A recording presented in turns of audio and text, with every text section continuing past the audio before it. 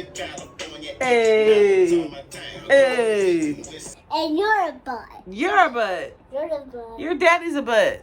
Oh, how Yep. dare you? Hi guys. Welcome back to my channel, The Fat Vegetarian. You're going to go ahead, you're going to hit that like, subscribe, and set those post notifications. So today's video is going to be about people like myself. I know you're out there, you're just as flaky as I am. And you're like, what? I know she just didn't call me a flake. I ain't no flake. Who does she think she is? Well, guess what? You're a flake if you're like me. See, society wants you to believe that you need to know what you want to do by the time you're 16 years old. Like, you need to already have your major set. So as soon as you go into college, you're like, okay, I'm going to be a business major. And I'm going to start my own business. And I'm going to be this and this and this. Okay, that's fine. That's you, boo. I wasn't one of those people. I changed my major 4 times in college. 4 times, guys. I started as a biology major because I really like biology. And then I was a chemistry major. And I graduated with an art education degree. You talk about somebody that's all over the place. And now here I am, 34 years old, still really confused about what I want to do with myself. I'm talking about, I feel like I could build a house one day. I could cure coronavirus the next day. Like, I think I can do it all. And like I said, society wants you to feel this certain kind of way. So by the time you're in your mid-30s, you're like starting to have anxiety and panic attacks because you're like, oh my God, all my friends are already doing what they want to do. And you're like, just following the path that I believe is that God has set for me, instead of me trying to follow someone else's path. Like, for instance, at my job, they were having this underwriter trainee program. And I was like, okay, I'm 34. It's really time for me to man up, figure out what the fuck I'm going to do with myself. So I went ahead and applied. And as part of the application process, you have to take this aptitude test. And it's a math and it's a verbal section. Guys, I'm talking I failed. I mean, I failed. Like, I'm talking bottom 2%, guys. Bottom 2%. I haven't taken a test in 10 years. I graduated from college 10 years ago. And when I was in college, I was 100 different majors. I haven't known what I wanted to do then, and I don't know what I want to do now. There has been no progress in my 10 years. And I know people that have known what they wanted to do since the time they was baking in the womb. Like, they came out and they were ready. My dad is one of them, no lie. He's known what he's wanted to do since he was 3 years old. My cousin is another one. She's been trying to do fashion design since before she was even born. I believe that's what God put her here for. Now, I'm still trying to figure out what God put me here for. I don't know. I know there's some things that I'm good at. I know there's some things that he gave me naturally, you know. I feel like I'm a little upbeat naturally. I'm always on 10. Like, I'm always on 10. Even when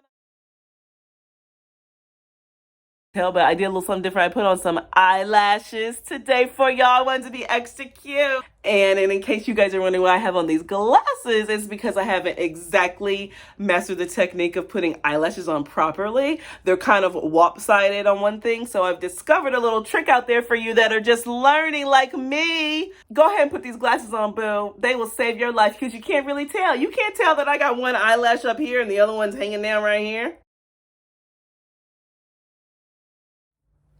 But one thing that I know for sure, even though I am a flake, like the master of flakes, is you cannot be afraid to try something new.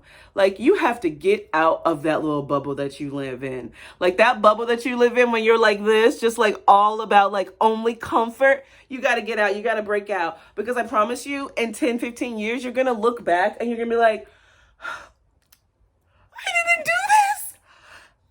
Oh my God, I'm 45 years old and I haven't done anything with my life.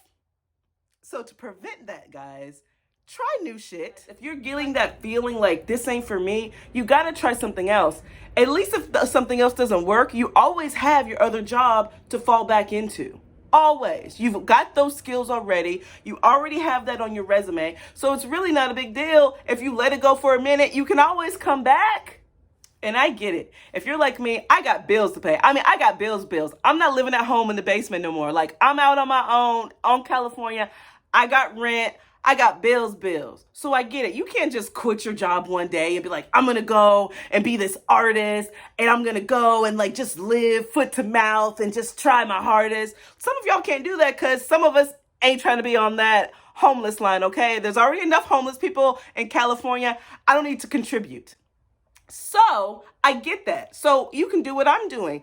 I'm doing a little part-time gig on the side along with my full-time job, hoping that will work out, hoping it can turn into something else. And I'm not one of those people that are like, oh, you got to follow your dreams, do whatever your dream says. Because some of us, like myself, we don't know what our dream is. I don't know what my dream is. I got all kinds of dreams. I'm going to try all my dreams. You can say that's silly. You can call me flaky, but at least I'll be able to start ruling stuff out that I know is not for me. The best piece of advice that I can give you guys, something that I'm still learning, so I feel like it's like pretty relevant to what I'm going through in my own life, so I know it's good for you guys, is when you tell someone, you know, your dream, something that you've been thinking about, it may not even be your dream. It's just something that's kind of been nagging at you. You're like, hey, maybe I should try this out.